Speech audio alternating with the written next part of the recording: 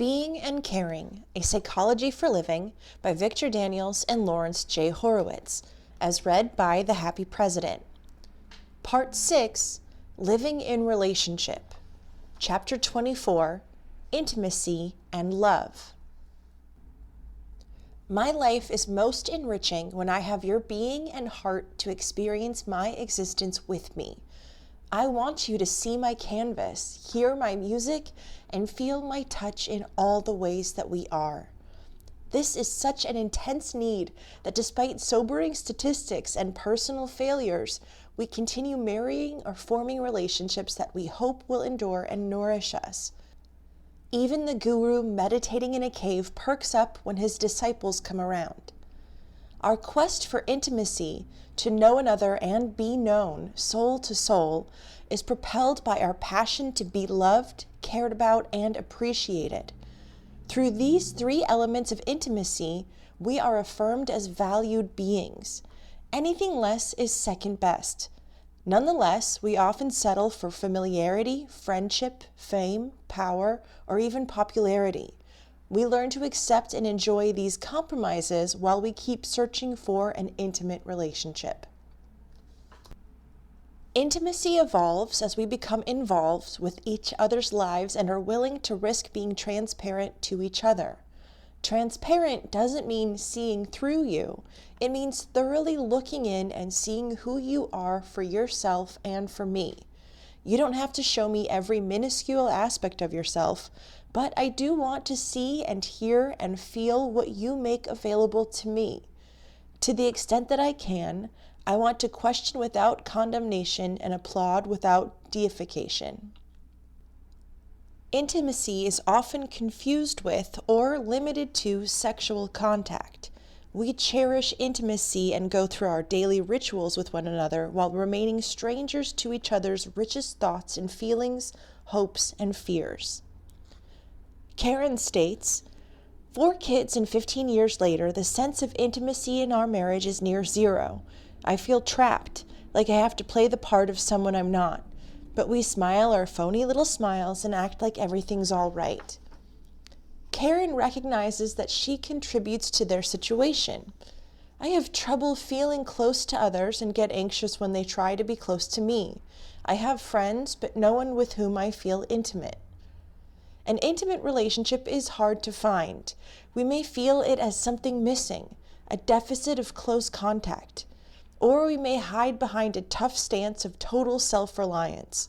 Either way, the obstacles to deeper contact usually are fears of risking and vulnerability that can be unlearned. Almost always, the fears and dread in my head, and yours, are far worse than the reality when finally experienced. Aspects of intimacy. Intimacy comes in various forms. Physical intimacy involves our touching, caressing, hugging, holding, and sexual expression. Emotional intimacy involves talking and listening to each other, exposing verbally and non-verbally our love, anger, grief, happiness, fear, jealousy, or other feelings. Cognitive intimacy is sharing ideas and our feelings about those ideas.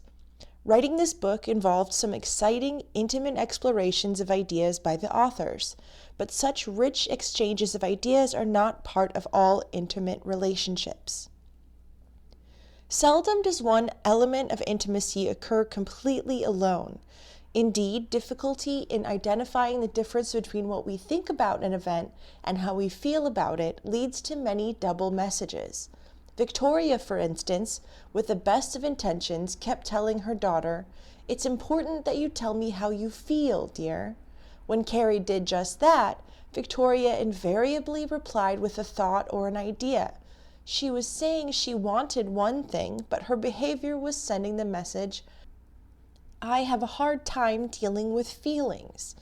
This came out clearly when Victoria and her husband were splitting up and Victoria was getting ready to go, leaving the kids with their father.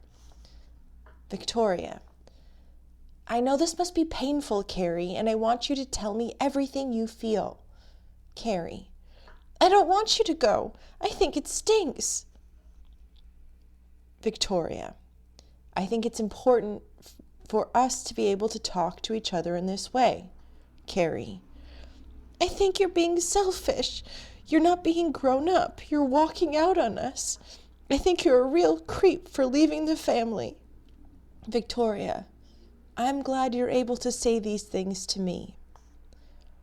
Victoria had done a good job of learning that her children were entitled to their own feelings, and she had worked hard and successfully to learn to encourage them to express those feelings.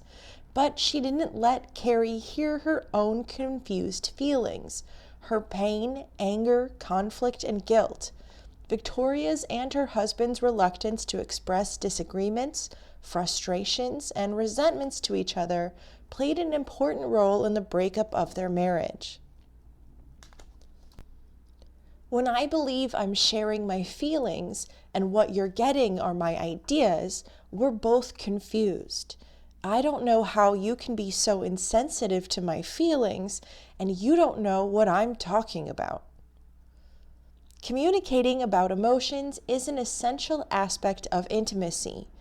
It is the starting point from which we move toward communion of emotions. In communication, we have exchange. In communion, we have integration. Almost any event that occurs in an intimate relationship has some emotional component, whether it's the excitement of lovemaking, the passionate disagreement of an argument, or the quiet joy of a transcendent experience. Vulnerability. We need somewhere in our lives to be able to let down our defenses and reveal our weaknesses. In an intimate relationship, I can expose my soft underbelly and feel secure that you're not going to attack or exploit me. I can reveal the depth and breadth of my feeling and trust that you won't use it against me. In being intimate, above all, I don't want to hurt you. I feel bad when you feel injured. Without a clear mutual commitment that neither of us will knowingly cause the other pain, we limit what we reveal and give. Even with that clear contract, there's risk enough. Straight messages about feelings. There is a basic principle of intimacy that Kelly describes as an ongoing sensitivity and considerateness toward the other person, a willingness to go out of my way for him or her, and even to put up with a lot sometimes. Kelly's principle does not mean we have to maintain the deceit of appearing to be always accepting and understanding. Jean Alexander, a family therapist in San Francisco, mentions a woman, Melissa, who was telling her husband Cal that she was beginning to feel a little better with a part of herself that she'd been struggling with. Cal, who had related to her for years in a fatherly, therapist-like way, sat there saying, "I understand. I'm glad to see you're getting past some of those difficulties." Jean turned to Cal and said, "Do you ever tell her to shut up? That you're sick of hearing that crap all the time and she should save it for the therapist?" As he said that, Melissa's eyes widened and she involuntarily started nodding vigorously in agreement. She was perfectly capable of operating as an adult. By always understanding and accepting, Cal was continuing to define her as a child. He, in turn, was tired of the therapist-father role and wasn't saying so, based upon his preconceptions of how a good husband was supposed to be. Cal and Melissa were learning to replace that pretense with straight messages about their feelings. That's an important quality of an intimate relationship. You're entitled to a clear message about how I feel in response to what you do. Then you don't need to guess or be afraid of what's going on in me. And I'm entitled to tell you how I truly feel. That's part of the freedom to comment that keeps a relationship alive. Learning to be intimate. Emily says, "My mother didn't want me. I was an accident. When I was 2 years old, she left me in a foster home." As Emily talks, her eyes fill with tears.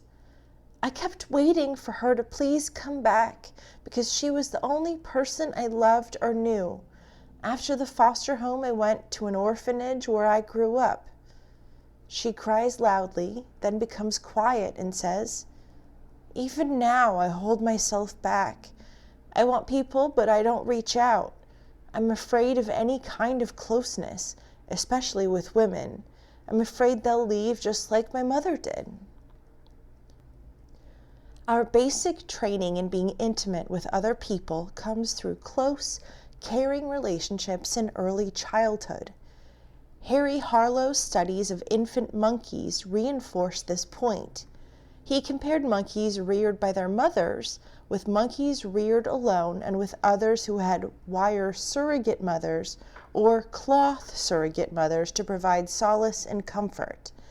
These were figures about the size of another mother monkey, made out of wire mesh or wire mesh covered with soft terry cloth, topped by a crude face.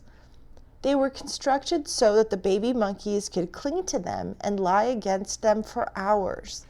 Some cloth and wire mothers had lactating breasts and others did not.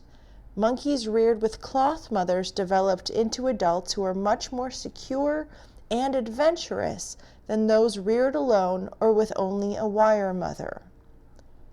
In another intriguing experiment, 4 surrogate monster mothers were created. One rocked violently. Another blew blasts of compressed air. A third had an embedded frame that would sometimes fling forward and knock the infant off the mother's body. The fourth could push out brass spikes from the area where their infant clung. But all had comfort-giving cloth surfaces. The results surprised Harlow. He comments, "The infant monkeys did not even leave the bodies of the air blast and rocking mother, since the mother is an infant's only source of solace or succor, and the only response of an infant in distress is to cling more tightly to the mother. With the throwing frame mother and the brass-spiked mother, when they were thrown off, they waited, crying and complaining, until they could return and then climbed right back up onto the monster mothers." Later follow-up showed that the effect of these early experiences lasted for a lifetime. "No experiment," writes Harlow, "could have better demonstrated the power of any contact comfort-giving mother to provide solace and security to her infant. Analogously, battered children often try to protect and get love from their parents, even while the latter are being abusive. If I'm not sure someone will be there for emotional communion, my constant companion might be your pet or an object, the TV, my transistor radio, or a book or diary. These offer me involvement and control with minimal risk. Depending on how I use it, a relationship with a pet or object can serve to deafen me to my inner voices and images, or it can deepen my contact with them." The politics of intimacy. The politics of intimacy is the process of reconciling what we want from each other with what we want for ourselves. It involves processes for resolving our issues and be in a caring, valuing, loving relationship even when we're angry, hurt, or disengaged. That isn't easy. It requires paying attention to the internal and external environments in which events occur, to hidden agendas, to meta messages, and to our unfinished business. Honoring each other's boundaries. In a sense, each of us has boundary lines around what feels central to who we are. These boundaries help us define ourselves. We can ask each other to change ways of acting and feeling that are outside them, but asking for change in what's inside them is risky. Elise, for example, wants Rod to shift from being easygoing and non-assertive to being tough, aggressive, and competitive. The prognosis for that kind of change, and for the relationship when that kind of demand is urgent and continuing, is poor. When you want more time alone and I seek more time for us together, I can feel unloved, even when that's not the case at all. If our needs at a given moment differ, we can tell each other what they are and how strong they are, and if need be, negotiate. By being sensitive to these messages from each other, we can develop a flow of contact and withdrawal that respects what the other person wants right now, instead of hanging on or backing off. The myth of normality. The myth of normality is the idea that there's an absolute right way for a couple or family to be, some standard of correctness that they're supposed to meet. Partners deny who they are and go so far as to act in ways that neither one much likes in order to do what they think is the right thing to be a normal couple. With your respective backgrounds, you and your partner are a unique couple. Your ways of handling things won't be quite like those that fit any other couple best. The same goes for families with children. What's appropriate is what nourishes your relationship or your family. Sharing a child's world. Parents and children of all ages miss out when a parent gets locked into wearing the parental cloak and doesn't look for an opening to grasp something of how things are from the perspective of the child. When you're both on the same eye level, even the words "I love you" sound very different. When there's a very important conversation, or when I want the most intimate contact I can make, I can get down where the kids are or set them up where I am. Love. Love is patient. Love is kind. It does not envy. It does not boast. It is not proud. It is not rude. It is not self-seeking. It is not easily angered. It keeps no record of wrongs. Love does not delight in evil, but rejoices with the truth. It always protects, always trusts, always hopes, always perseveres. Love never fails. Corinthians 13:4-8. How's one going to get through it all? How can you live if you can't love? And how can you live if you do? James Baldwin. We all somehow, magically, touch each other deeply. Our experiences of love transform both our way of being with ourselves and our way of being with each other. Through loving, I come closer to myself. I risk sharing who I am with you, and I open the way for you to share yourself with me. Times of loving can be personal celebrations in which you and I honor our relationship and in which we contact each other deeply and carry something of each other with us when we part. In the film Heartland, Grandma, a neighbor from some distance, visits Ellie, whose infant son died shortly after birth. Grandma is looking uncomfortably around the cabin, and Ellie says, "You can look at me, Grandma. It's all right, and we can talk about it." Their embrace of shared love, intimacy, and pain is startlingly beautiful and painful. In loving, we can create the freedom to be visible and vulnerable that comes when we feel secure in another's caring and appreciation.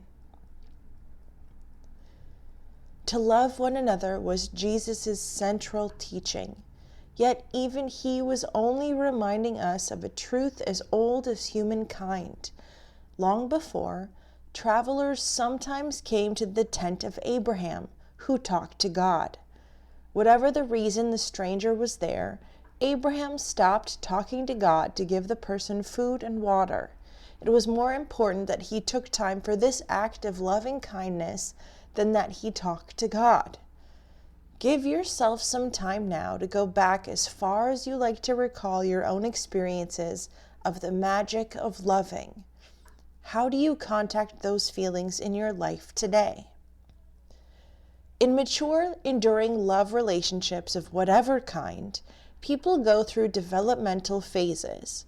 Early contacts with another person involve fantasies about not yet known aspects of that person and what the relationship may hold.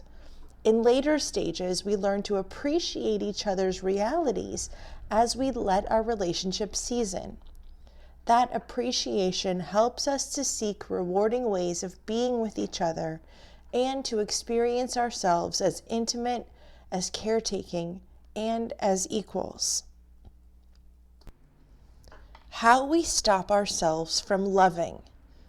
The words and the feeling, "I love you," declares Keyes, usually mean, when I am with you, things you say and do help me experience parts of me I regard as beautiful, capable, and lovable, just as I may dislike someone who reminds me of things in me that I dislike. The dark side is that if I don't feel lovable, I'm likely to close myself to loving and feeling loved. I can't give you love unless I can take it in. On one hand, there are natural individual differences, observable even in infancy, in how readily we extend our affections to others and open ourselves to theirs. On the other hand, painful past experiences and present fears can lead us to restrict the number and kind of loving relationships available to us. Some of us learn to feel unlovable as we grew up. Those old feelings can haunt and hurt us now. Carol Thompson Lentz writes, "It's like we have this little fort around our heart, and somebody has to prove they're trustworthy and they're not going to run away real quick. Then we'll let them into the first courtyard. When you start to realize that you don't need those boundaries, you start letting people in much sooner." Two kinds of self-defeating behaviors help keep up this fort, even though that's not our intention. In one, I work hard to put on my best front when I'm attracted to you, hiding everything I think you might not like. If our relationship develops mostly on this basis, and then I drop the pretense, you may regard me as deceitful, leading to crisis, and my prophecy that I won't be loved if I reveal my true self is fulfilled. By contrast, when early on I let more of myself be seen, the genuineness that comes through can provide a better foundation for an enduring relationship. The reverse kind of self-defeating behavior involves challenging you to love me at my worst. If you can handle that, you can handle anything. Such reasoning runs. Unfortunately, with this tack, I'm not likely to get into many relationships that have any later. Here, too, I'm letting you see just one side of me. 5 kinds of love. 5 kinds of love are object-centered love, projective love, romantic love, conscious love, and transcendent love. Like in any concept, these categories lie within arbitrary lines, and some of them have elements in common. Object-centered love. Love based primarily on the concrete satisfactions that come with loving and being loved is object-centered. This is the love an infant has for his or her mother and her breasts. The infant wants her and misses her when she's gone. If, as we grow older, physical satisfactions remain the only source of our feelings for each other, we're apt to be less satisfied in our love relationship. But object-centered love can begin to involve other ways of loving. The classic male chauvinist pig, or macho attitude, along with its feminine counterparts, have a strong object-centered component. The priority in our relationship is sexual or status, and I want you to do what I want you to do. When we make love, I'm likely to forget to stay in touch with you. There's little interchange of consciousness, little interplay of loving and caressing. Such love is possessive. I may try to stop you from growing, changing, or exercising any self-determination when your initiatives don't fit my agenda. I may be reluctant to commit myself even though I insist on your full commitment. When I want a more deeply caring relationship, I don't stay locked into that me first stance. I can be aware that you have your own needs and make space for what you want as well as what I want. Projective love. In my earlier years, I fell in love deliciously and painfully so many times. Each new enchantress seemed to embody complete perfection. My underlying process involved finding virtues in her that fit my image of an ideal other, and then blinding myself to everything that didn't fit. In projective love, I see qualities in you that are missing in me. You may possess these qualities, or I may build some of your characteristics into an elaborate fantasy. You and I almost make contact, but not quite. Todd, for instance, harbored hostility toward his mother that he was never willing to express directly. He married a strong, assertive woman, expecting her to stop his mother from pushing him around. She didn't. When I become aware of my projected needs, I can stop insisting that you fulfill them and start learning to do what I need to do for myself. In a nurturing love relationship, by contrast, I keep my sense of myself. I give you me as I am, and I'm with you as you are. Perhaps I'm attracted to someone for her particular kinds of insecurities. That's all right. We all do it. I don't want to pretend that her shaky places don't exist or that she's the incarnation of all truth and virtue, or else she may feel she has to live up to my fantasy. That's a hell of a demand to make of anyone. I'll take you off the pedestal I put you on if you'll take me off the pedestal you put me on. Then maybe we can have a relationship. A relationship based solely on projective love must come apart. When the images start to crumble under the pressure of reality, we begin to resent each other for being different from what was promised. At this point, we have some alternatives. One or both of us might be ready to end our relationship.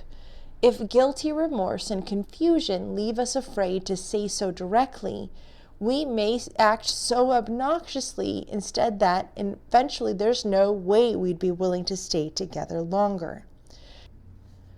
We may well finish things off with a new package of projections that portrays the other as just as malicious and terrible as he or she once seemed wonderful. Alternately, we might recognize what's happening, talk through our feelings, and decide that we've come to a parting place, but still with a measure of caring for each other. Or we may find that we're both willing to stay together and work on finding nourishing ways to relate as who we are. Then projective love becomes transformed into conscious love. Romantic love.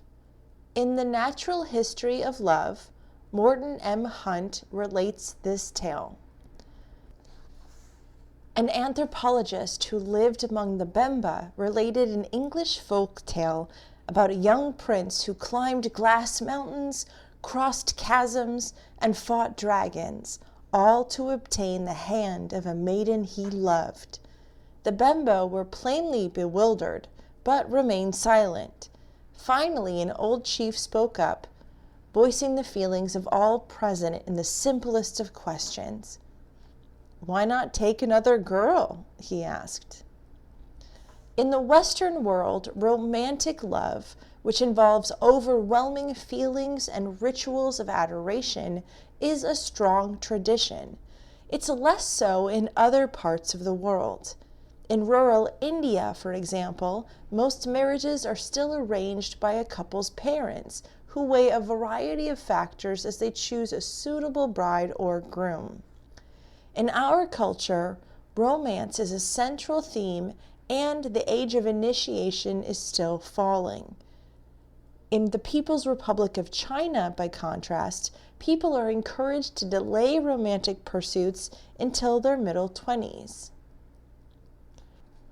In addition to the caring, attachment, and intimacy that social psychologist Zick Rubin identified as crucial elements of love, Ellen Burchield and Elaine Walster point out that romantic love also includes physiological arousal.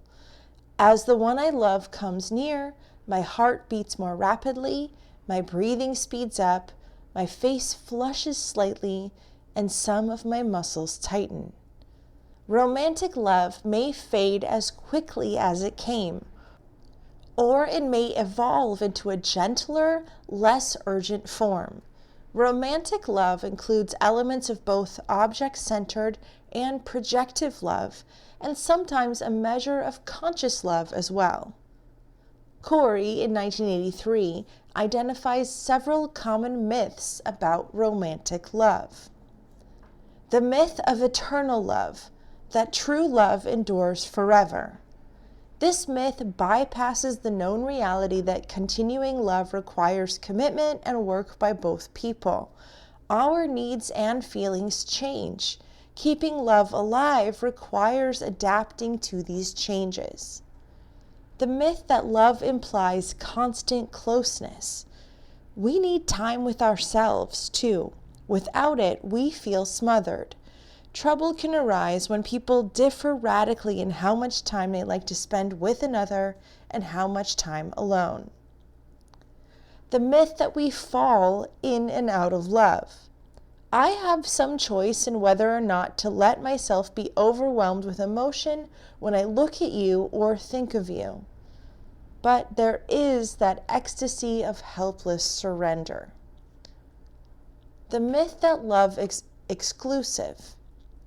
Each of us has the capacity to feel loving in a variety of different ways toward different people. The myth that people who love each other never argue or disagree. By following this myth, I can build up poisonous resentment. People in love get as angry as anyone else about some of the things the partner does. The myth that there is just one true love for each of us. Actually, numerous people separated from their one true love by life circumstances have found they could form an equally deep, if different, relationship with another. Conscious love.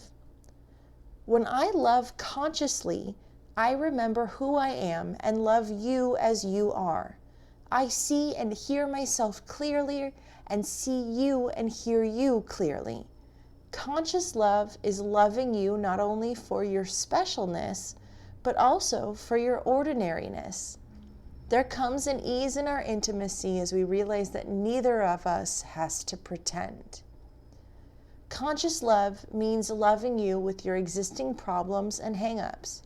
If you think you need a facelift, a nose job, or training in a school of etiquette to be okay, my love and acceptance includes you with all those anxieties.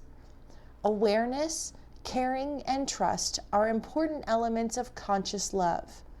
I want to feel your caring in concrete ways that nourish me, and to show my caring in concrete ways that nourish you.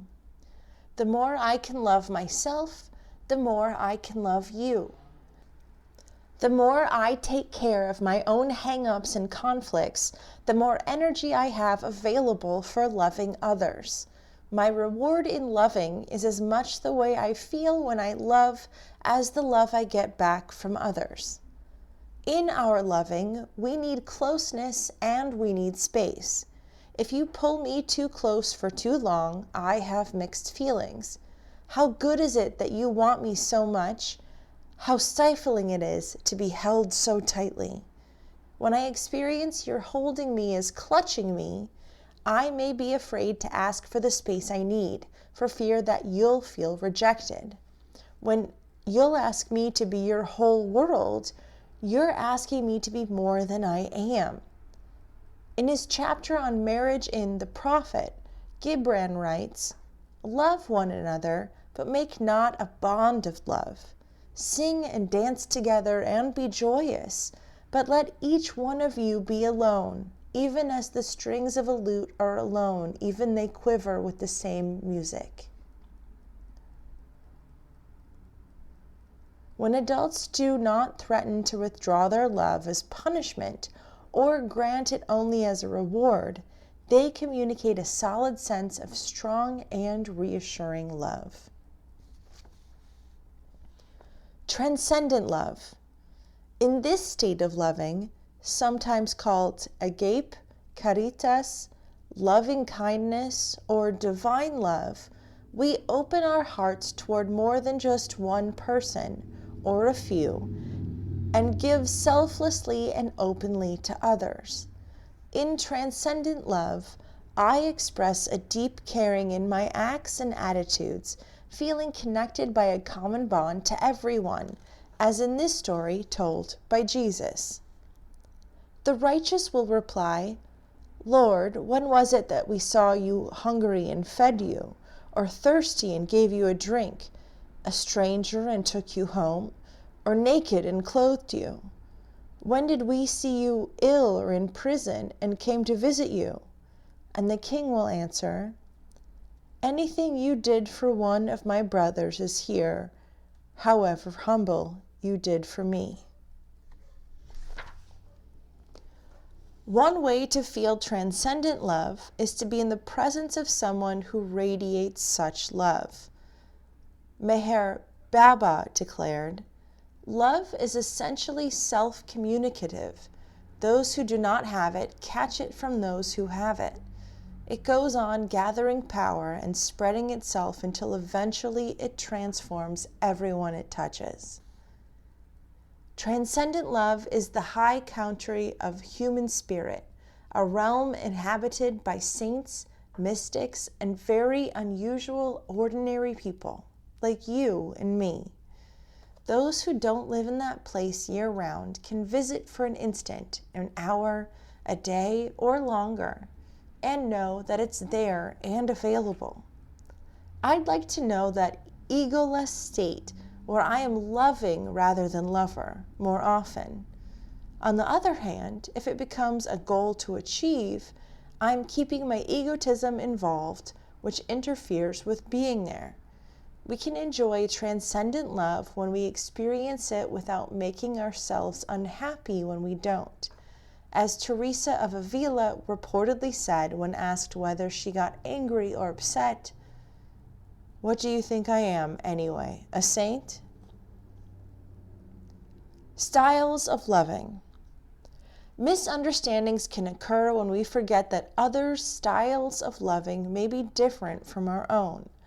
One person may easily act in loving ways towards another, but have a hard time putting those feelings into words, while another person may be just the opposite. We can ask each other for the kinds of expression of love we want. We can initiate actions that are hard for the other to initiate, like reaching towards someone who has a hard time reaching out. J.A. Lee describes some different styles of loving. Some people plunge immediately and intensely into love relationships, while others share time and space together until love just comes naturally, preferring a gentler, more predictable, companionate love that lacks the complications of intense passion. And often, relationships that begin with wild passion mellow into companionate love. Some people are given to candlelight and roses and laying the world at the feet of the beloved, while others more often love in the style of a peaceful and enchanting affection, without fever, tumult, or folly. Some typically have only one lover at a time, while others tend to be involved in several relationships at once. Some people make love soon after meeting, while others view sex as a deeply intimate act and postpone it until they know each other well. And while some people choose their partners intuitively, others consciously balance the payoffs from various relationships, as in the following newspaper ad. Wife wanted. Frontier farmer, steady, hardworking, good provider, seeks level-headed wife who is sober, strong, and owns a late model tractor. Send pictures of tractor. End of chapter 24.